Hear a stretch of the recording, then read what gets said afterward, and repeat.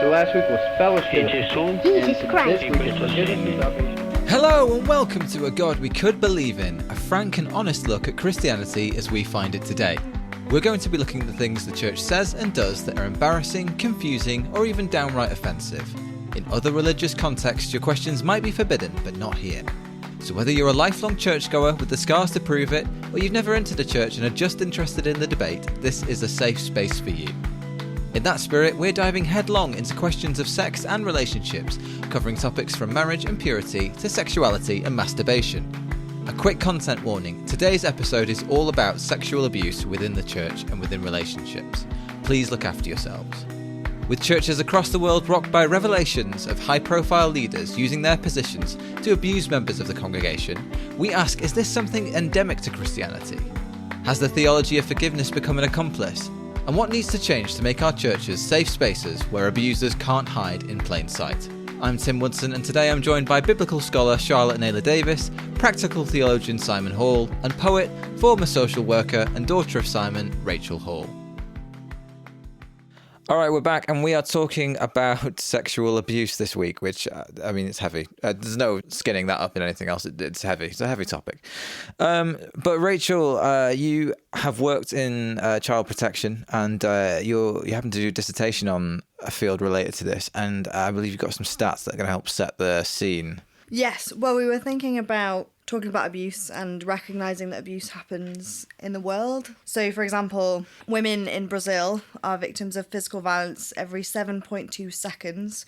In America, rape increases during the hunting season. South Africa is considered to be the rape capital of the world. So a woman is reported to be raped every 4 minutes or killed by her partner every 3 hours. The slogan of the sexual revolution in South Africa is not Me Too, but Am I Next? Whoa. Oscar Pistorius, when he first got sentenced for killing his girlfriend, Reva Steenkamp, he would have got more time in prison for killing a rhinoceros than he did get for killing her. And that's just, an idea around, I know we're focusing particularly on women, and I know that abuse can happen to children and to men as well, but that is just an idea of, this is the kind of stage that we're standing on at the moment before we go into this conversation.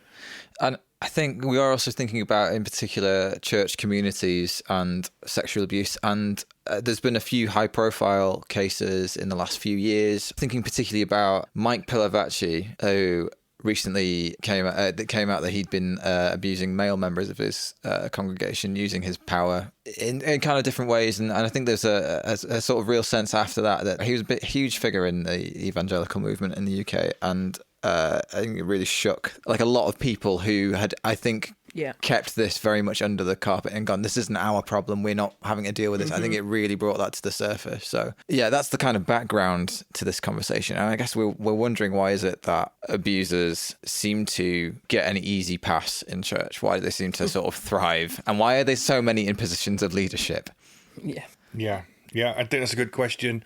I need to kind of put my hand up at this point and say that I was involved in the setting up of the Soul Survivor Festival, which was something that Mike Pilavachi led, and I, from a distance, supported him in planting the church that he planted in Watford that was also called Soul Survivor. I did get sacked from Soul Survivor, which at the time was a source of pride, then as I grew up became a source of embarrassment, and then now has become a source of pride again. Or relief.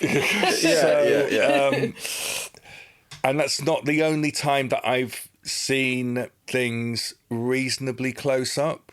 So older listeners might have heard of the 9 o'clock service, which in the 80s and 90s was literally described as the future of the church. It was a rave culture experiment that saw hundreds of non-church young people getting involved in a service in Sheffield. I was one of those young people, so I attended. I wasn't a member of the inner core. I interviewed the founding leader, Chris Brain, for a student magazine, and I can only say that I had an experience that was like falling in love, not in a sexual way, but there was something about his charisma, his magnetism that was overwhelming just being in his presence. And maybe it was because I built it up, but I've only ever experienced that with a couple of men in my life. And so I was absolutely heartbroken because in many ways I would say that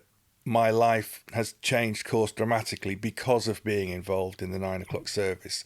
So the fact that it turned out that he was using his charismatic power, and I mean that in both senses of the word, mixed with his experiments with kind of weird theology to essentially groom his own harem of women who provided him with sexual services, was utterly heartbreaking for hundreds and hundreds of people, and very difficult to see it happen at the centre of a church, not just any old church, but like Soul Survivor, the one that the Church of England had bet its future on, so that in a sense failure was not an option. In the same church in Sheffield, I became friends with the subsequent vicar, a guy called Mike Breen, whose kind of leadership qualities I admired. But he unfortunately has fallen in a very predictable way in terms of having an affair with what his church has described as a vulnerable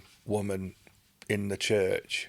So I have not been a direct victim or perpetrator of sexual abuse in the church, but I feel like I've been a witness of the culture in which it seemed to kind of flourish.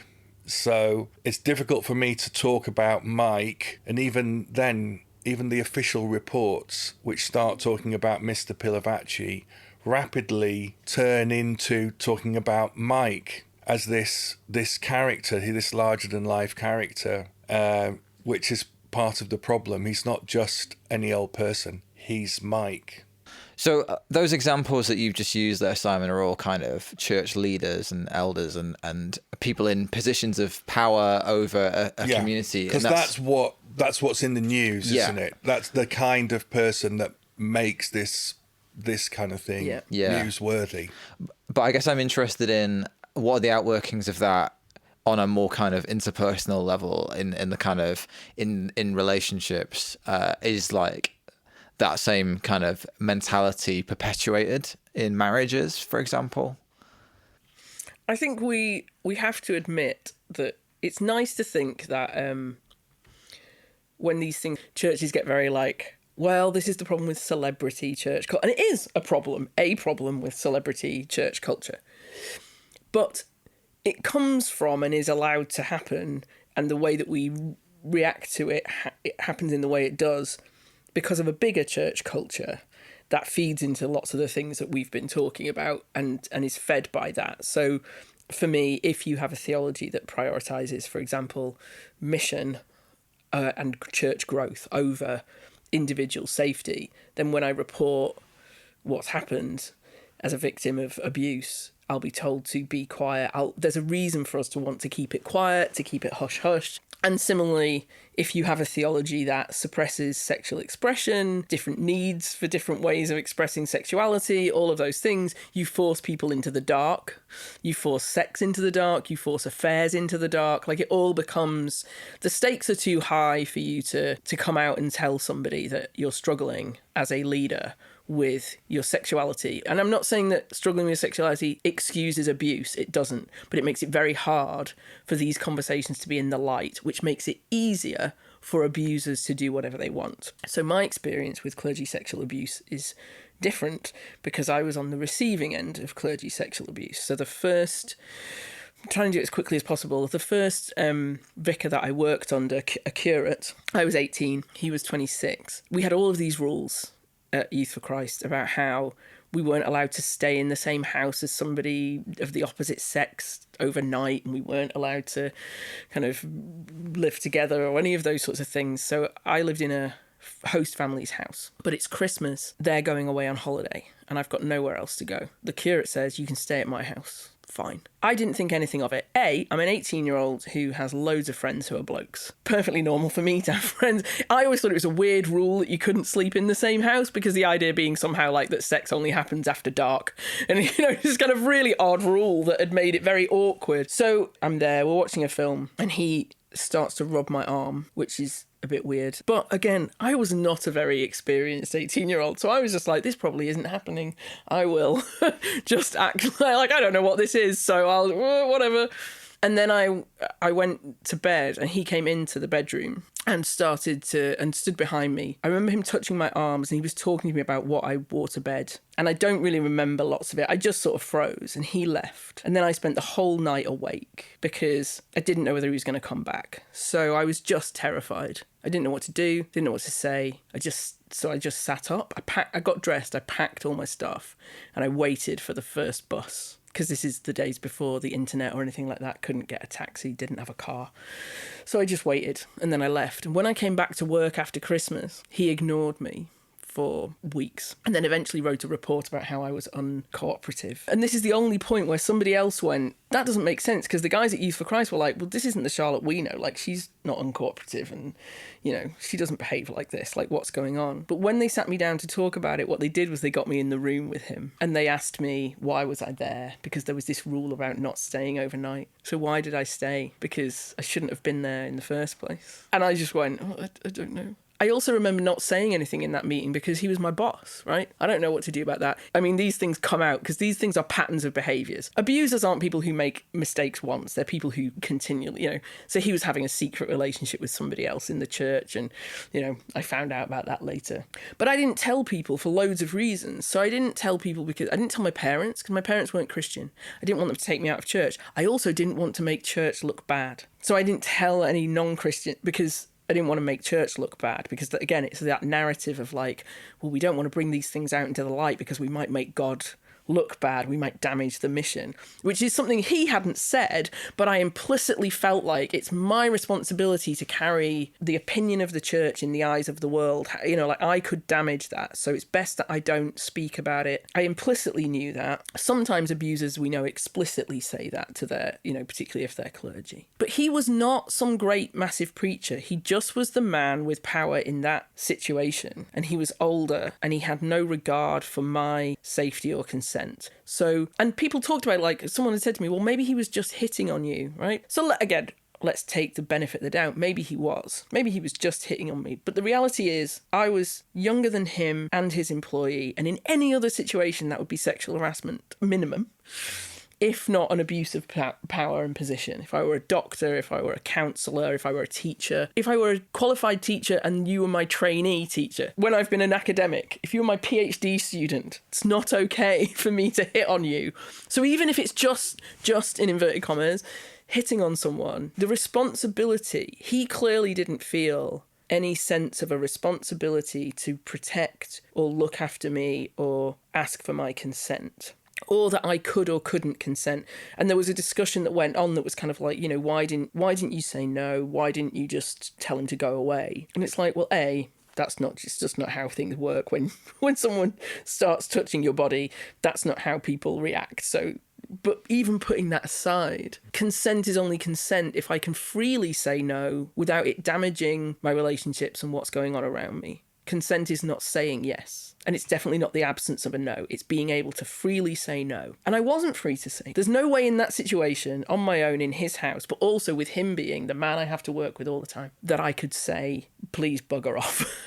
I know that that's going to make things awkward. And I implicitly, from some of the, thinking about the things that Rachel shared at the beginning, as a young woman growing up in the 90s, I knew the danger that you get into when you tell a guy no. I've been in bars. I've watched men react badly. I've seen my friends abused by their partners. I've lived in that world. I know that my job is to make this nice. And then you add the Christian narrative. What's my job as a good Christian girl? It's to make things nice, smooth things over, not be a problem. I'm already a bit of a weird woman in church anyway because I'm doing the wrong things and I'm a bit alternative and idea. So like all of that builds up. And I think one of the things that we don't take account of when we talk about clergy sexual abuse or like abuse in the church and how we deal with it is that it's a cluster of messages. If you asked anybody straight out, is it okay to abuse someone? We'd say no.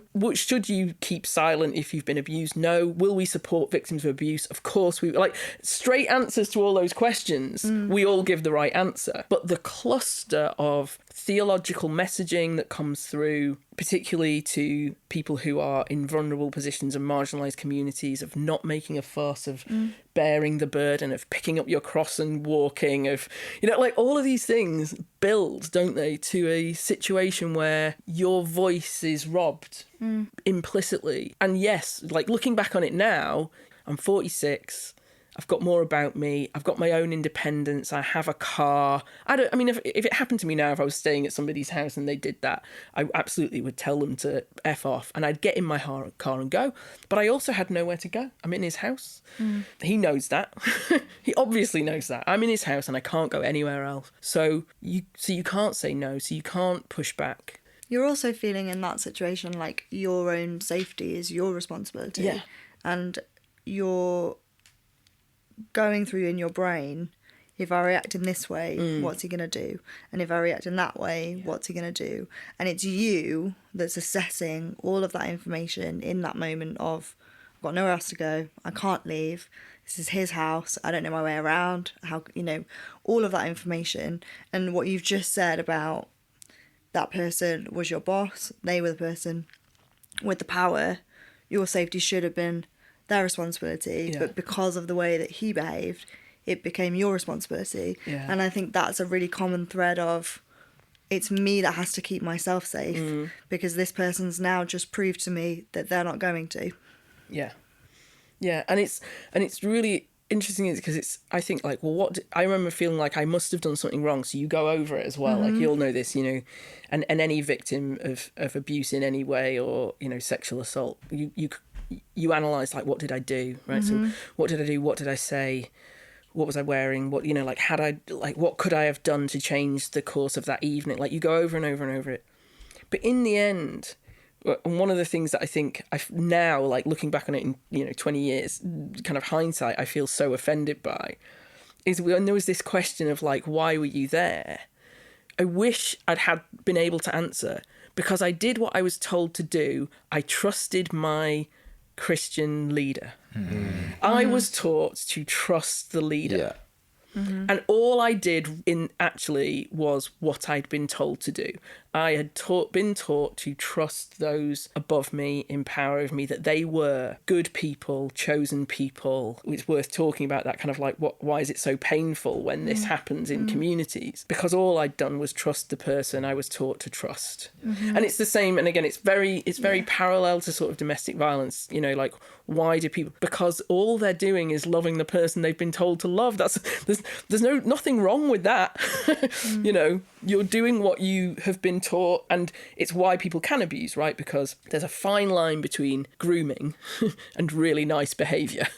So a Christian leader who tells you you're special, you know, and he had done, looking back on it, he'd done lots of these things. He told me how unique I was, how different I was. He'd made me feel like I was seen. So he was one of the people who gave me teaching opportunities.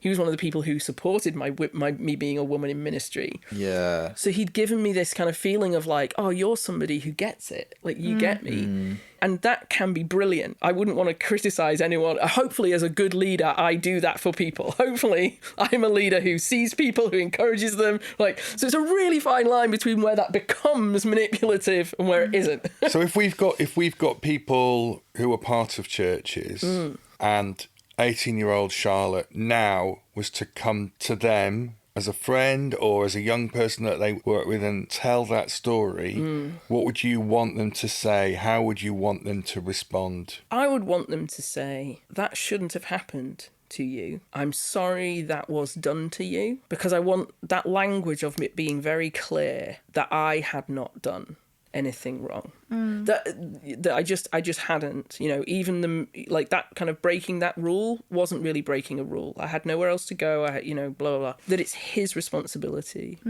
because I think we need to really get to grips with who is a problem here. Because even if I'd wanted it, so say it had gone a different way, say I really fancied him and he'd hit on me and I'd consented, it still wouldn't have been okay, because I can't consent freely to that relationship. He is my boss. He's older than me. I'm young.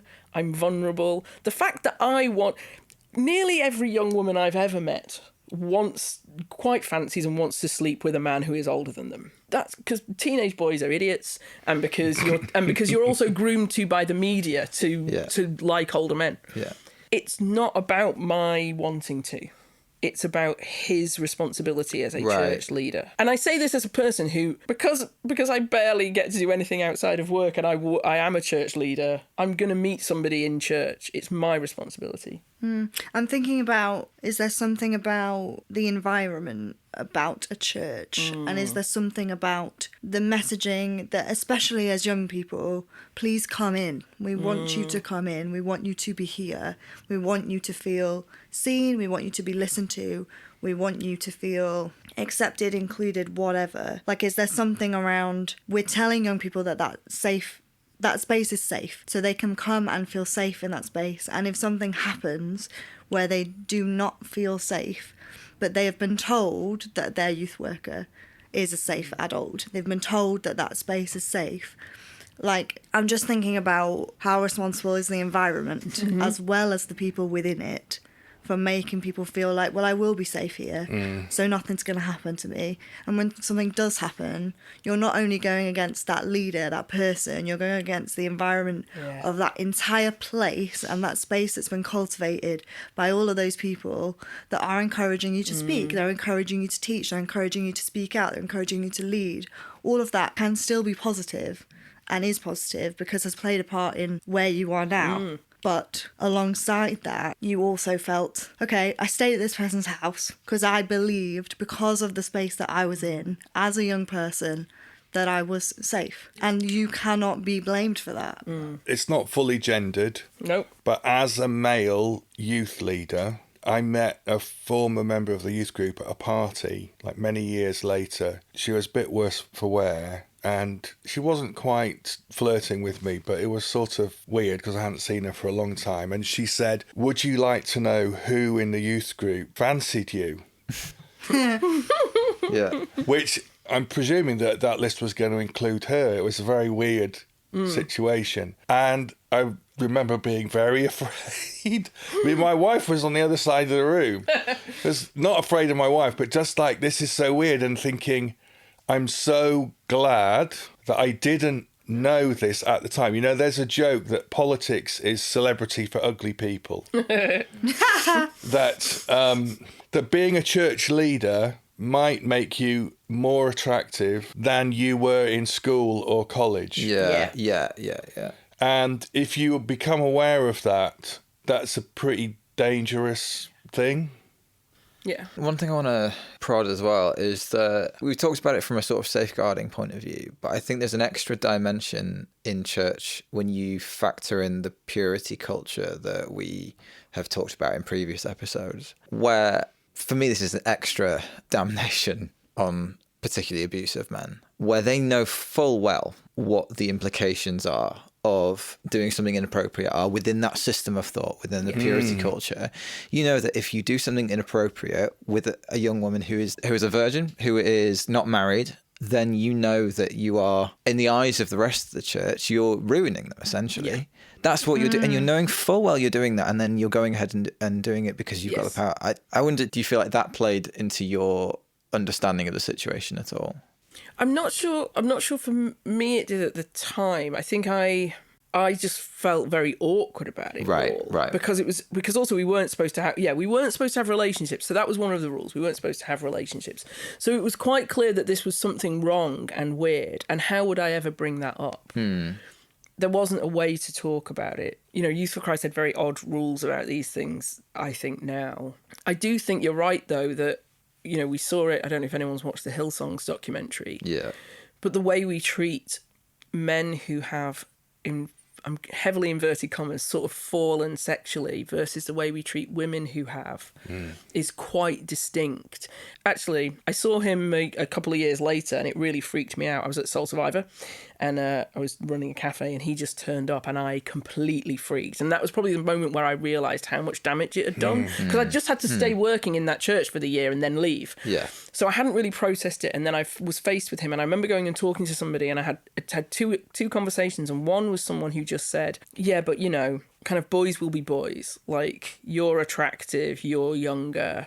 And I'd had this conversation many times at that point in that kind of purity culture thing. It was like, the boys are awful and they talk this way. And it was like, yeah, well, boys will be boys, but women will keep, you know, you're to keep yourself. And then had another woman who was brilliant. And she said, oh, well, some people, she said to me, she was my discipleship person. And she said, yeah, you should point him out to me because some people do just need a kick up the arse. And I was like, shit, that was the best thing someone could have said at that point. She was like, yeah, no, we should go totally, like, that's what he needs. Send the girls round. Yeah, like, send the girls round.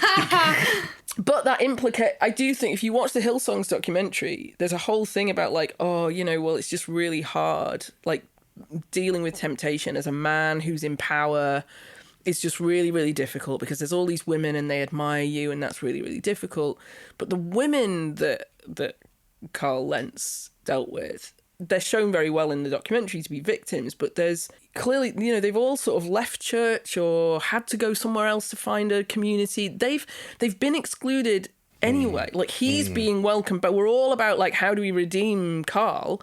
Yes. But these women have to leave because they can't exist in that culture anymore because they are seen as tainted in some way, or having they should, why did they even meet with him, and they should have known not to, and yes. that language that we've talked about in other episodes of sort of like men can't really be faulted for their desire to want to do these things, what women can, means we are desperately quick to forgive or explain away, like I say, that question of why were you in his house, as though somehow he shouldn't be, of course he can't control himself because this young woman's in his house. Yeah.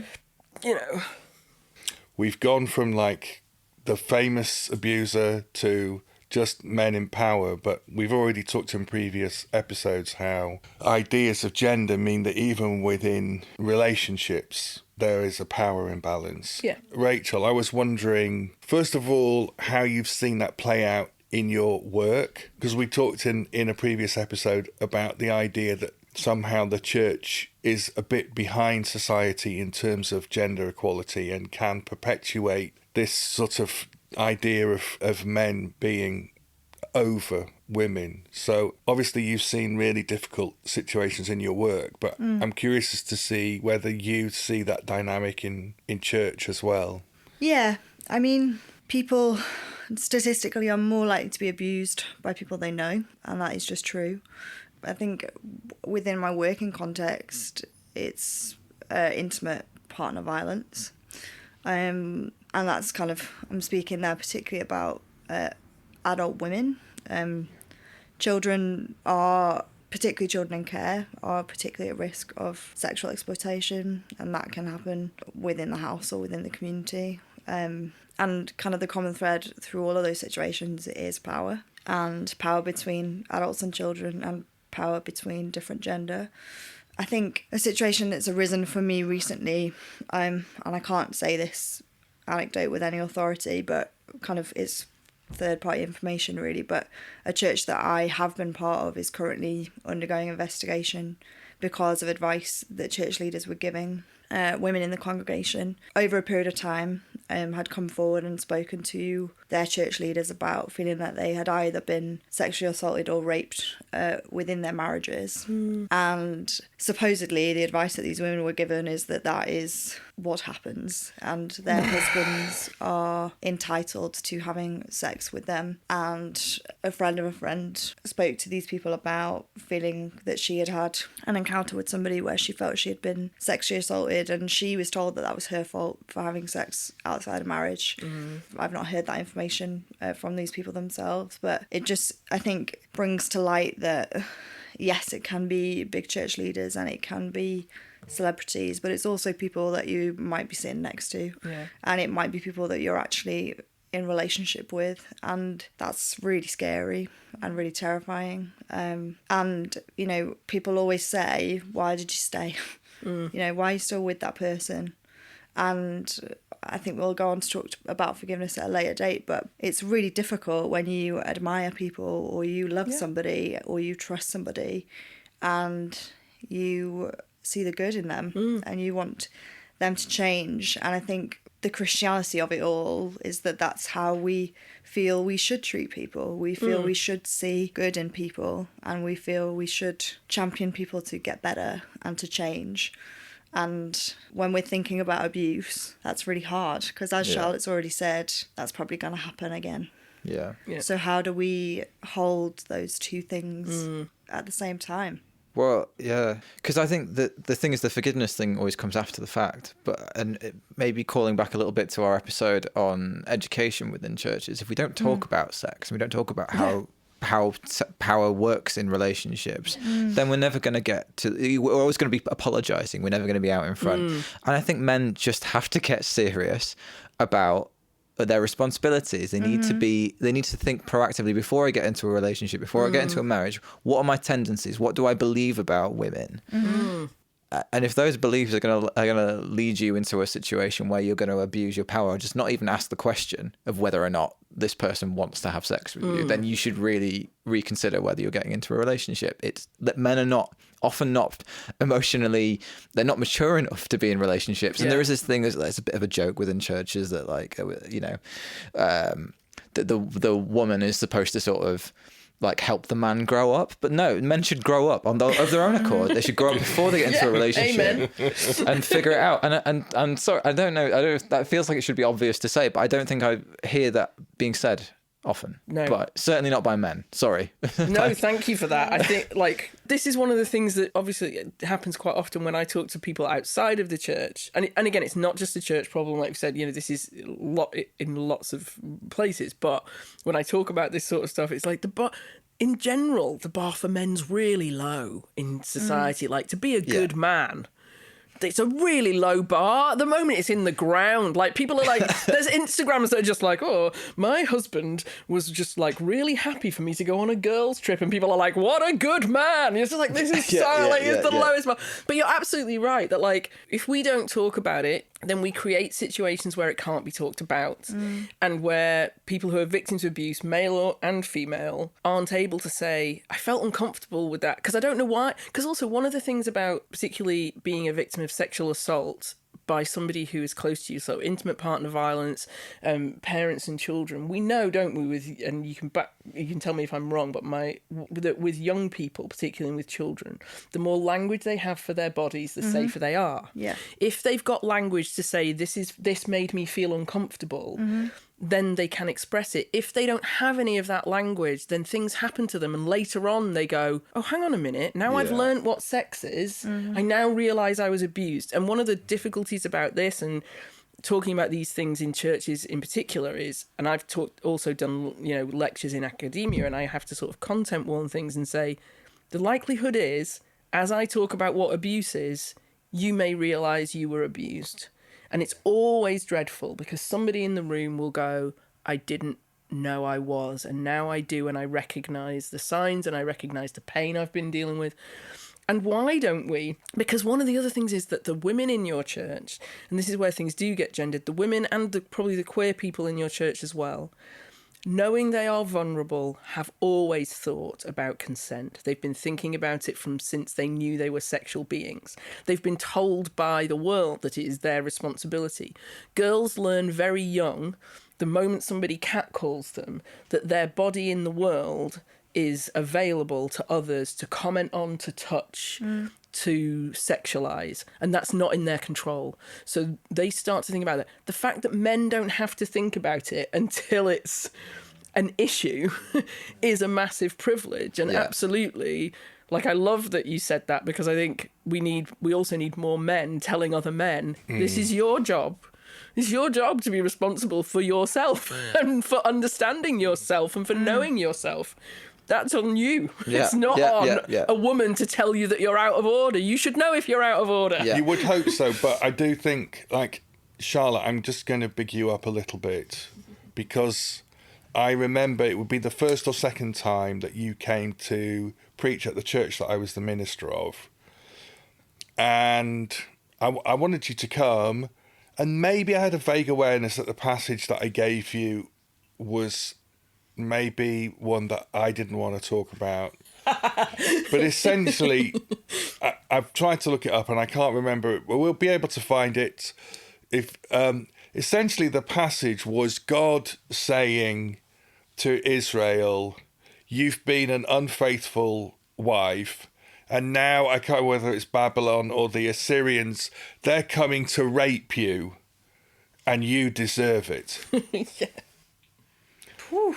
And if only men preach those passages, Yeah. then I'm sure I would have politely stepped around it and said, "Oh, well," but you just said, "This is awful." Sounds like me. And I could hear the women in the congregation going, "Shit, yeah, yes, it is."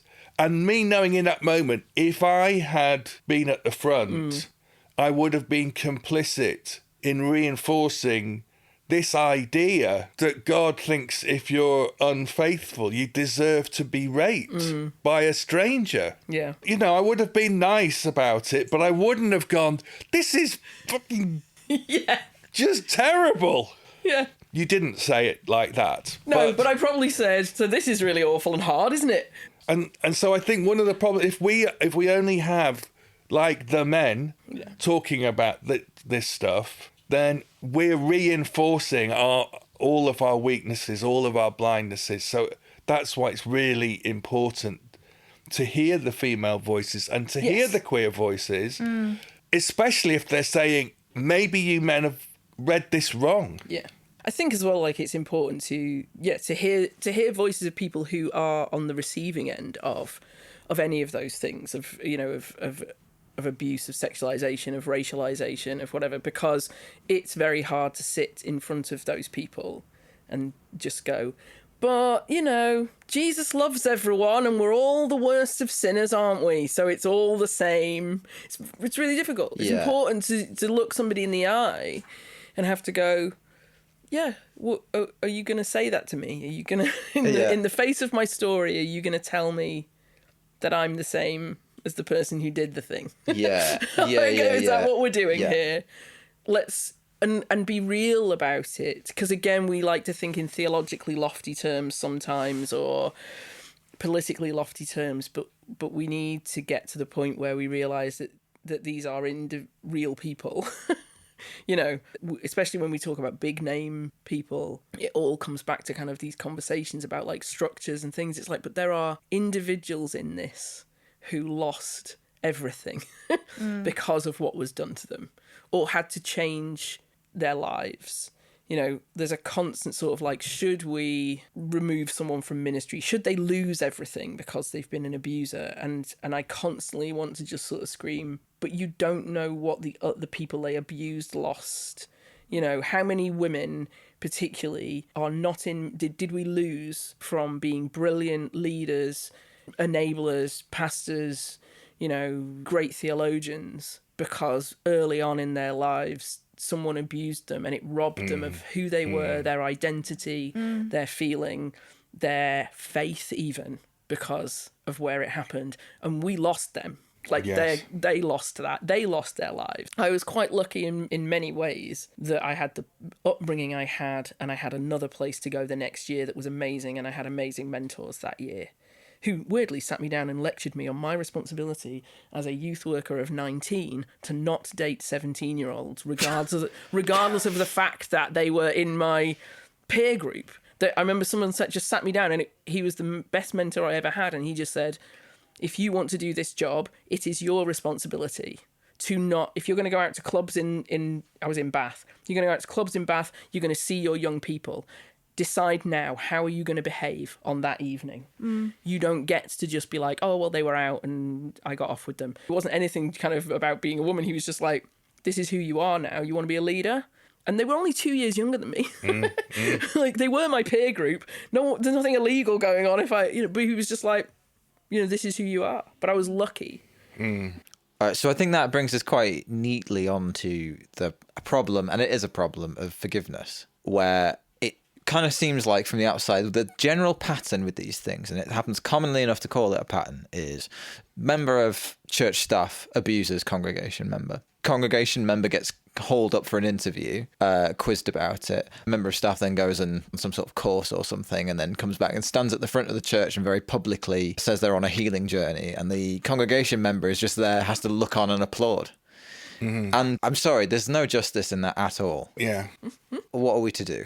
If people haven't seen the movie Spotlight, it's really, really instructive. It's about the Roman Catholic Diocese of Boston and how the local newspaper investigated the way that the diocese was just churning dozens of child abuse priests around. And you watch the film and you realise that as a victim or the parent of a victim, the bishop or someone high up in the diocese brings the perpetrator to you and says, this is a terrible thing that's happened. Look, this poor priest, this poor victim has been ruined by what's happened and they've never done it before and they'll never do it again. So whatever you do, please don't tell anybody. You have to forgive them. Here's $500. And what becomes clear is the victim experiences this as a total life-changing, once-in-a-lifetime event, or,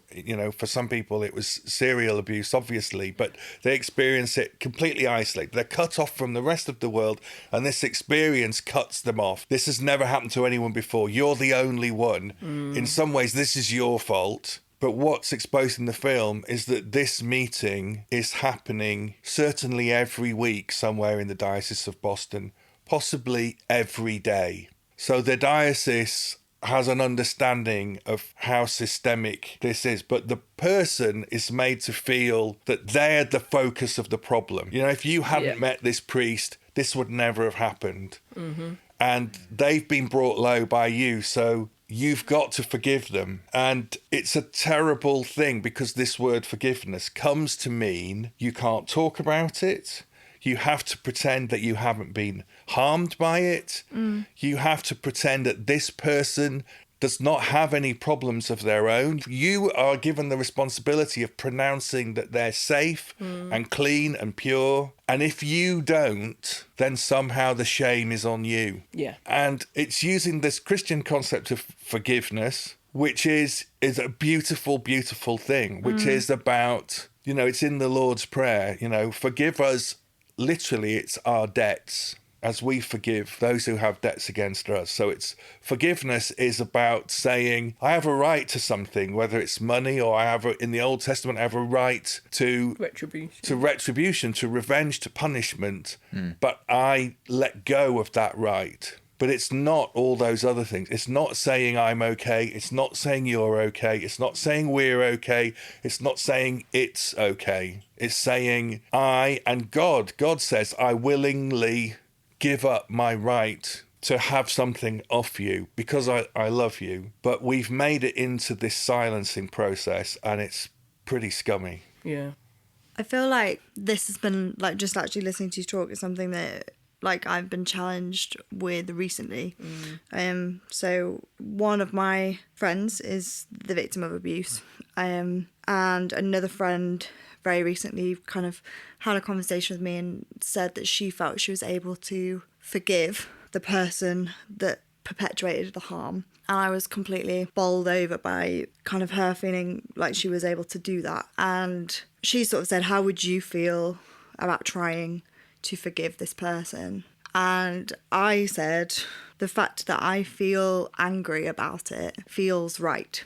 And that anger feels like the correct way to respond to the experience that my friend had. And actually, the survivor of that person's abuse has since said to me, the fact that you still feel angry validates my anger because everybody else has moved on.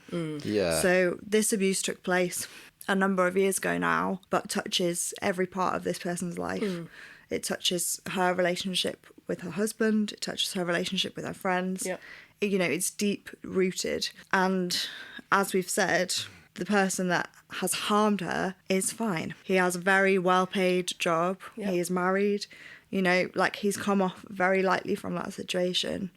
And I guess one of the things that would be an interesting question to put forward, I guess, is if I was to forgive that person, I'm not forgiving the things that he has done because they are innately wrong. Am I forgiving him for me so I don't hold on to that anger anymore? Because that anger, in an extreme sense, is potentially corruptive. Or am I saying I'm actively choosing not to forgive because to feel angry feels right, and I don't know how I feel. It's so interesting. So I have a similar situation with my best friend and her abusive marriage, and in some ways she said a similar thing, that the fact that I sort of hold the anger so that she can heal, right? Because she needs to process lots of things and work through that, and I hold on to the bit that's just like, he was wrong. I won't give in on that, and I'm not even sure at this point.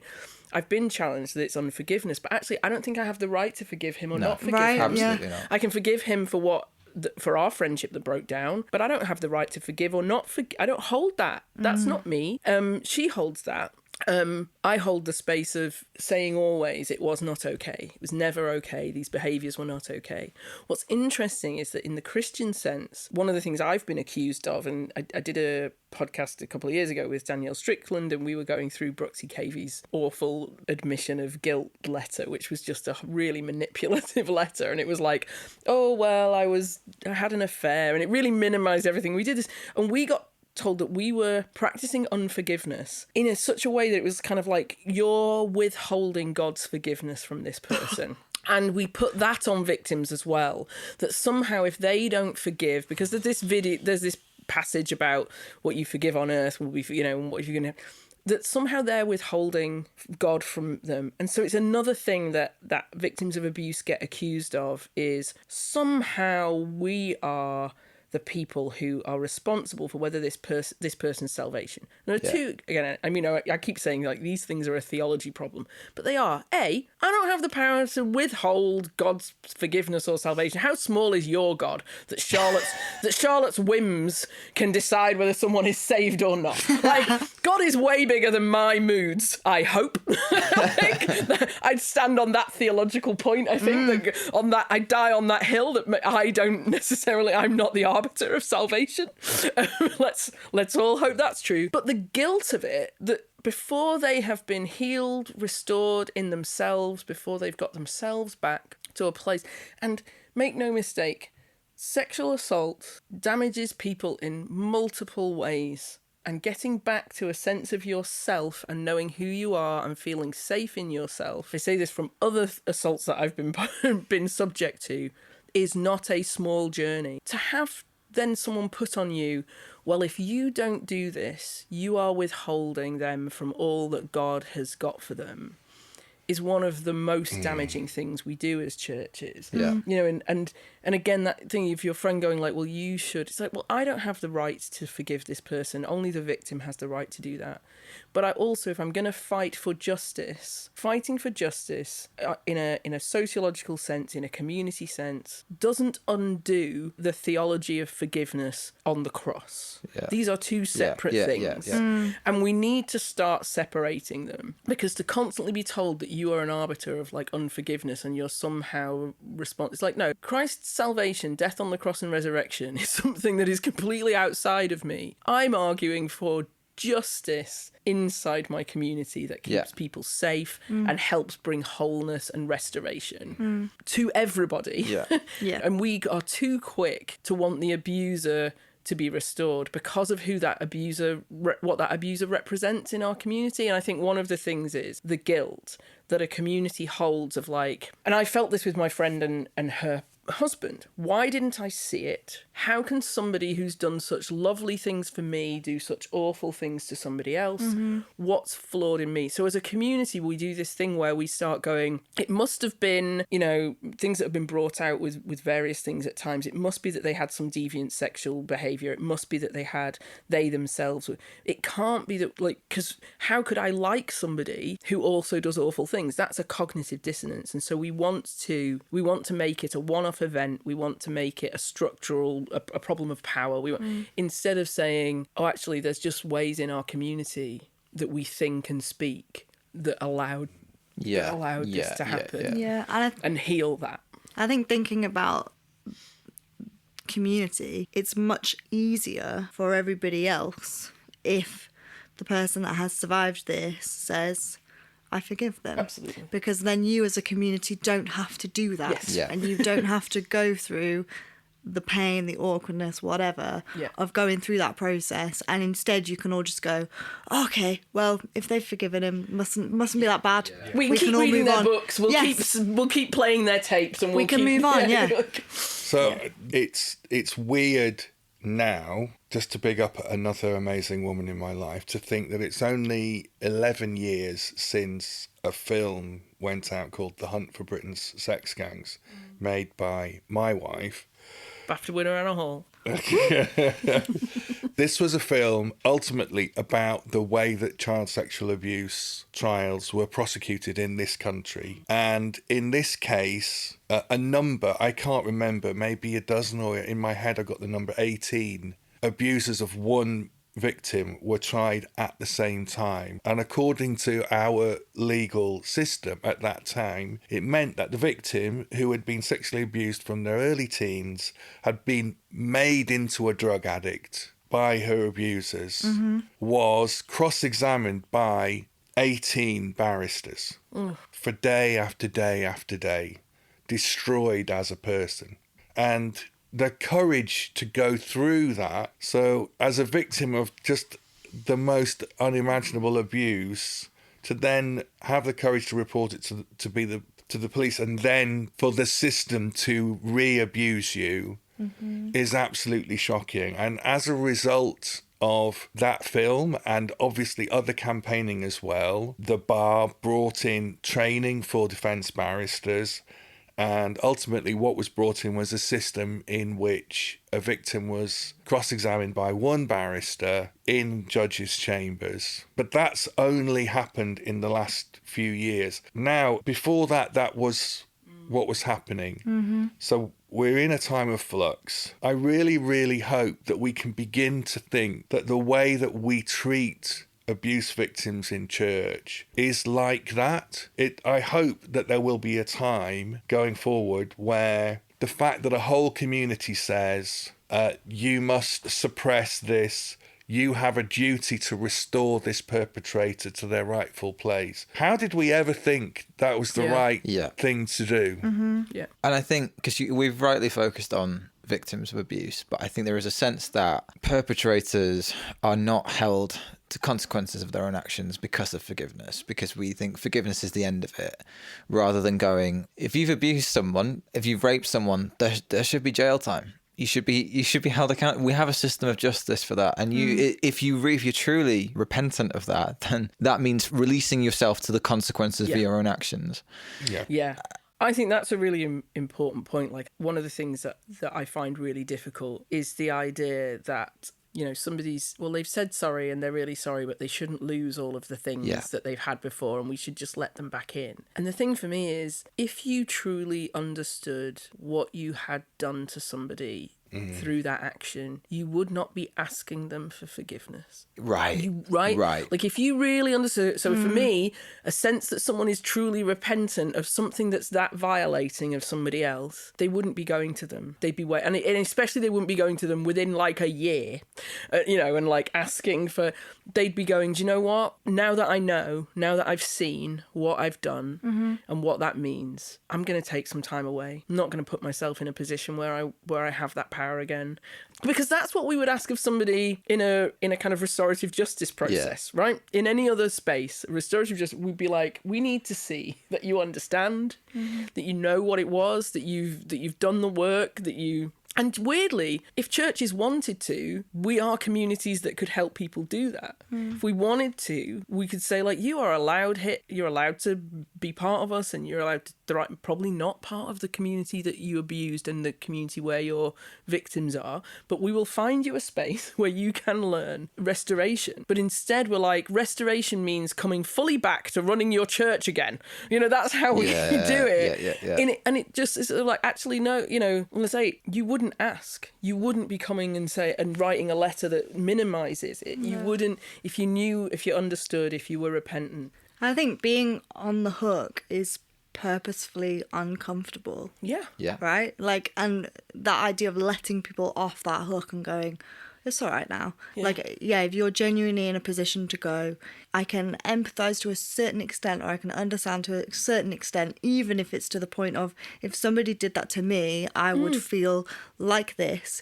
You should sit in that uncomfortableness Yeah. and go, okay, that isn't Yeah. good Yeah. and that isn't nice. And actually, we need to keep people on that hook longer for them to reach that point of understanding themselves. And as communities, I think it's on us all to hold higher standards and say, Yeah. you know, I don't care how good someone's preaching ability is. I Yeah. don't care how gifted with the spirit they are. If they commit a crime, if they abuse members of this community, I don't want them leading my church. Yeah, even if we believe that they are our ear to God. Yeah. Yeah. I will not be complicit in this. No, yeah. Yeah.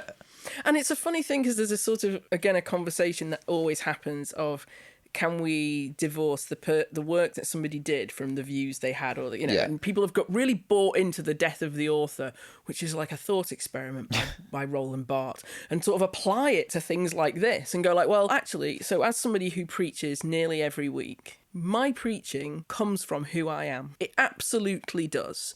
And that's why it's good when it's good. And the times when it's bad, it's usually because I'm fudging it and I haven't got involved. And so does my academic lecturing, so does my writing. These things come from who I am. It's why I'm employed at the church I'm employed at. They have called me to be a minister, not my skill, not my tasks. It's not a task-based job being a minister. It's a personality-based job. It's on who you are as a person. So actually, no, we can't divide up those things. They are a person who did these things. Yeah. And if you want to listen to them preach later, you're listening to a person who did those things. So reckoning with that should come into it for us and for them, because that is who they are. And I feel less bothered now about that, partly because I used to feel embarrassed that like I was holding people to some sort of really high account, but it's like the things that I've been through have affected my preaching. I preach as someone, affected by those things, and I have to reckon with them. And why I don't know why we're quite afraid of it as we are. I think it's partly a theology again of we don't want to be embarrassed as the church. But I think from outside now, what we're not noticing is that the world is looking at us and going, you shelter abusers. Yeah. You shelter that you don't look after victims. Like that's what they see. We think if we expose victims that somehow God will be embarrassed in the public space. That we will show Jesus not to be true. That's what's at stake. I mean, Laurie Ann Thompson, who was one of Ravi Zacharias' victims, and she's a survivor of that, writes amazingly about this stuff, and she's worth looking up. But the thing that was used against her by the Ravi Zacharias Trust was like, you don't want to undermine this. And again, we have to believe that God is bigger. Yes. Than our embarrassment of one person who did an awful thing. We have to believe that. And if we don't believe that, we should be thinking about what our theology is. But the idea that the world, when it hears that we have ousted a perpetrator of abuse, will think that that's bad, rather than thinking, oh, good, they're finally living up to what they say they are, a community that's safe and caring. And, it's really strange. I mean, maybe in the 50s that's what had happened. But now I think the world looks at us and goes, really? Another one? You haven't fixed this yet? Yeah. So I do want to ask what we can do to go towards fixing it, because what's shocking in a sense is that we're not even at the sort of mob mentality of string 'em up. We're still at the point of, can we just pretend this didn't happen? And I think there's a fear of that mob mentality, and there's a fear of people with pitchforks coming in and burning down our churches and all of that stuff, which, being a nonconformist, I wouldn't be necessarily that upset with. But what can we do to get away from the fact that we're not yet even able to publicly say we have a problem? We're not even at the point of, and this is what we're going to do about it. I think we have to stop talking about things as individual units. It's amazing how we're happy to be collective about lots of things until somebody sins, and then it was their individual sin that was individual and all over there and not really to do with us, and that's an anomaly. We need to look at our culture, and that's part of the sorts of things that we're discussing in this series, is that we have a culture that enables perpetration of patterns of abuse. because we don't talk about sex properly, because we don't talk about relationships.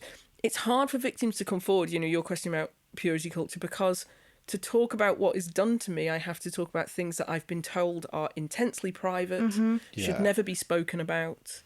I shouldn't do. So I've got to talk about where somebody touched me on my body, or we don't talk about that. So we're sheltered, but also we need to get to grips with a difference between theological truth and sociological practice. And that sounds kind of grand, but it doesn't undo all the things we think are theologically true about forgiveness and love and Christ and redemption and restoration, blah, to make somebody adhere to practical safeguarding, respect, consent. These things, they don't undo one another. No. You can hold both of those things. And when we try and create amongst ourselves a culture that also doesn't see anybody as untouchable, so the leader now doesn't have to be someone who can never say they're struggling. Because sometimes, clergy sexual abuse can be in the form of an affair. So that's its most it's still abusive because of the power, but actually it is too grown adult. How does somebody say I'm just struggling, my marriage is falling apart? A leader's got to be able to say that. Yeah. A leader's got to be able to say, I'm tired and exhausted and I'm going to make some bad decisions soon if someone doesn't give me a week off. And those things don't excuse abuse, but they are part of what cultivates it. How does that fit with us looking at our church leaders as a good example? How does that fit with they are the embodiment of the Christian that I should want to be? How do we get away from that to allow people to feel able to say, I'm not having a great time? Simon's got some thoughts on this. I'm not a church leader right now, but I have been one, I guess, since I was about 20, in one form or another. In fact, I was a leader in my Christian union and in my youth group as a teenager. So I've been through a lot of all of that stuff, and I really, really struggled. And when certain things in my life went wrong, I really felt, A, that people didn't want to talk about them, didn't want to know about them, B, that even if only as more people knew that I was having a hard time, that was still enough to completely invalidate who I was and my sense of being a Christian leader. So when we started Revive, which was a church that in many ways was kind of well, we're not doing it like that, there was a lot of quite purposeful letting it all hang out, which turned out not to be for everyone. And I've since learned from people who know better than me that's half of it. That kind of radical honesty is absolutely vital, because if you have leaders who are repressing their own sexuality and their own struggles, they're repressing everyone else's as well, whether they mean to or not. If they're ashamed of who they are, they're going to be passing that shame on to the church. So to be honest, to stand at the front of a nice Baptist church and say, my favourite thing to look at is naked ladies. But, I've chosen to only look at one. Thanks, Dad. Sorry, love. I'll tell you what, you could have heard a pin drop in that moment, apart from one person who sort of snorted like a pig. And just so you know, the one is my wife. It's not a different one.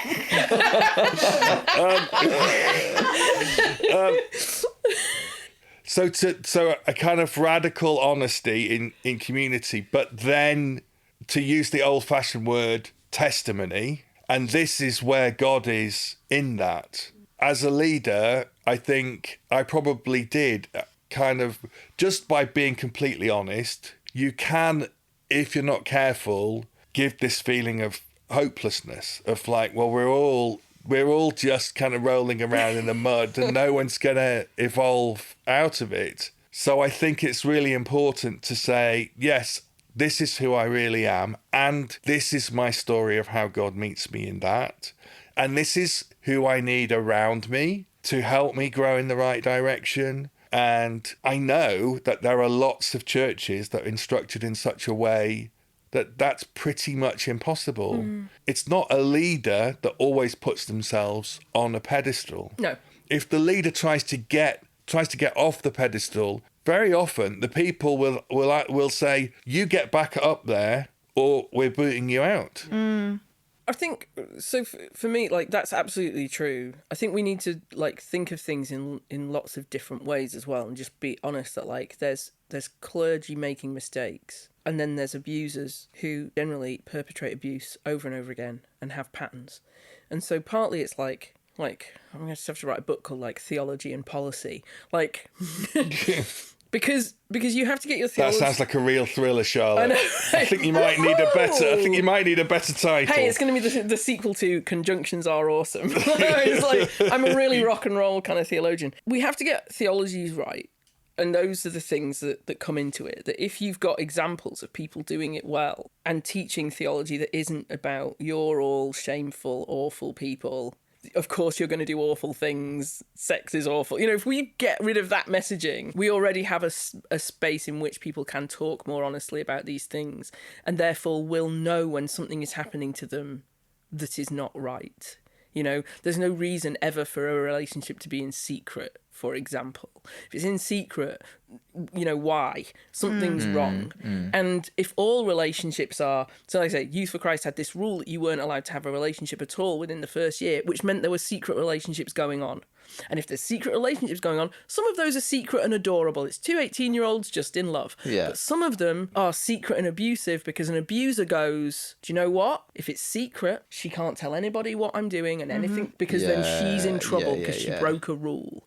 Yeah. Back to my kind of like, why were you in that building? So safeguarding is really important. Safeguarding training is really important. Like, we are trying at Revive to make sure that everybody has gone through level 2 training. Because actually the idea that only leaders do safeguarding training is mad, because who's going to notice if their friend is in a relationship that's abusive or wrong? Well, it's not going to be the leader. It's going to be you going, hang on a minute, I haven't seen you in ages. Like, where have you been? Like, what are you doing? Oh, well, I'm not really meant to tell you because, or, oh yeah, we were just hanging out really late at night in the car, in the street. Oh, you know, was his wife there? No. Like you're going to know, like, there are things that people tell stories about. Like, I didn't even realize I was in a secret relationship until he answered the phone in the car and didn't tell the person I was there. Policy is the thing that sort of changes that. I think we have to be real that what we need are communities that are trying really hard for everybody to know what the signs of abuse are. If everybody knows what they are, it is harder for somebody to abuse people. This is just true. And it doesn't stop the work of God happening. If God can't move in your church because of your safeguarding policy, then what God was doing in your church, maybe it wasn't from God anyway. Sorry. Like, you know, if someone says to me, it was a conversation we had where I said, I want everyone to go through level 2 or level 3 training in the whole church. Because again, parents, for example, if you've got any parents of children, it may be that you become the trusted adult that a child discloses abuse to, because you're just another adult. You might not be a leader in the church. You might not be a youth worker. You might just be a random adult that's around, but you're trusted because we teach our children to trust the children in the church. And I know that there are people in Revive that I would have gone to had I needed to that weren't my parents. So it's better that they've all been trained in how to respond well and what to do. But also because they're also then they're going to notice it if it happens. And somebody said to me, well, what if somebody doesn't want to do the safeguarding training? And I was like, well, that is red flag number 1 for me. I say to you, here's an opportunity of how you can care for your community better. And you say, I'd rather not learn that. Well, now... That's a concern.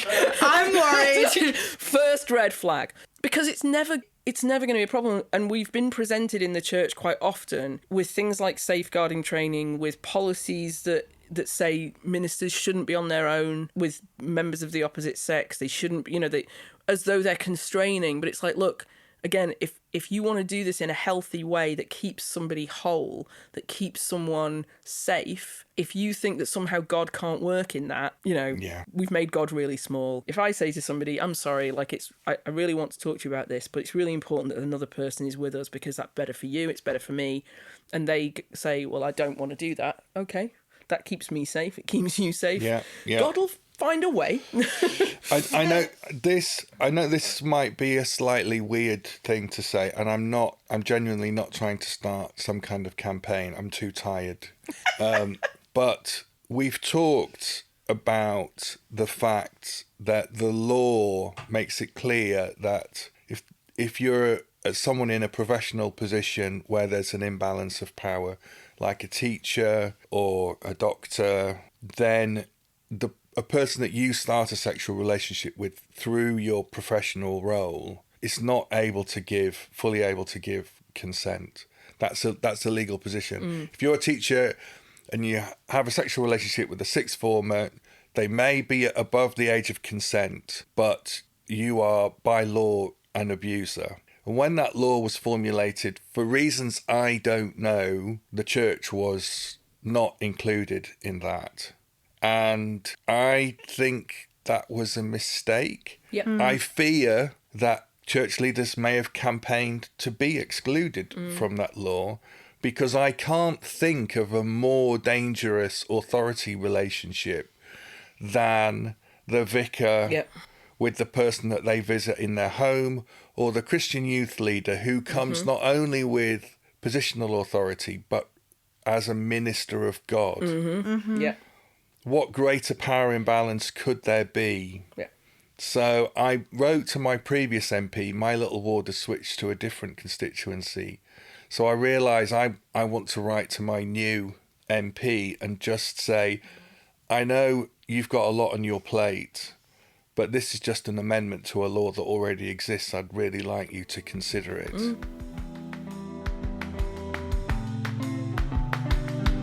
Thank you so much for listening. If you've enjoyed this episode, then please make sure you subscribe wherever you get your podcasts to make sure you don't miss an episode.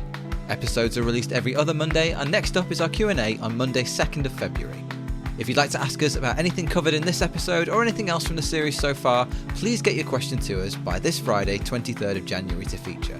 You can message us at agodwecouldbelievin@gmail.com or via our socials. Lastly, a reminder, if you'd like to support the project, make sure you share it widely, and you can patronise us by subscribing to agodwecouldbelievin.substack.com. Here you'll also receive bonus episodes and regular reflections from Simon and the team right to your inbox. We will see you again very soon.